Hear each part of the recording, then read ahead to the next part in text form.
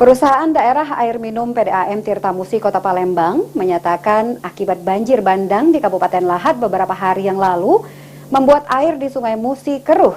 Akibatnya, air yang disalurkan ke rumah warga menjadi keruh dan warga dihimbau untuk hemat air karena PDAM akan melakukan pengurangan kapasitas produksi di wilayah IPA.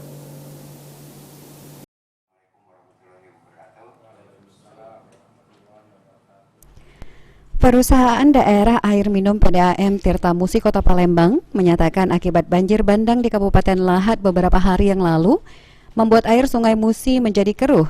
Akibatnya air yang disalurkan ke rumah warga menjadi keruh.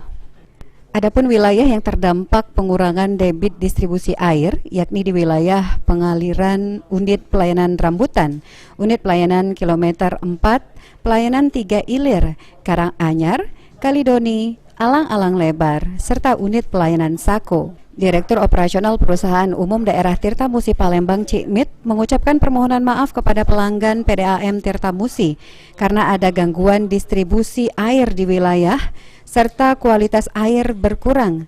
Namun PDAM tetap berupaya memenuhi standar regulasi Permenkes nomor 492 tahun 2010. Di angka maksimum kurang lebih 10%, artinya kalau umpama naik dari 200 menjadi 500 itu tidak ada masalah. Tapi kalau umpama dia naiknya terlalu tinggi, terpaksa kami mengurangi kapasitas agar air yang keluar dari WTP itu tetap sesuai dengan Permenkes nomor 492 tahun 2010.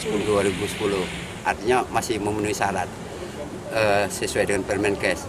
Nah, untuk itulah makanya kami mengundang Bapak Ibu sekalian untuk membantu kami menyampaikan ke masyarakat Kota Palembang, sebagai pemilik PDAM Tirta Musi Palembang ini yang kami sebagai operatornya untuk kami sampaikan agar mereka bisa memahami, agar mereka bisa melakukan penghematan pemakaian air dulu selama kurang lebih 1-2 hari ke depan, karena belum ada jaminan bahwa hari ini dia akan normal kembali.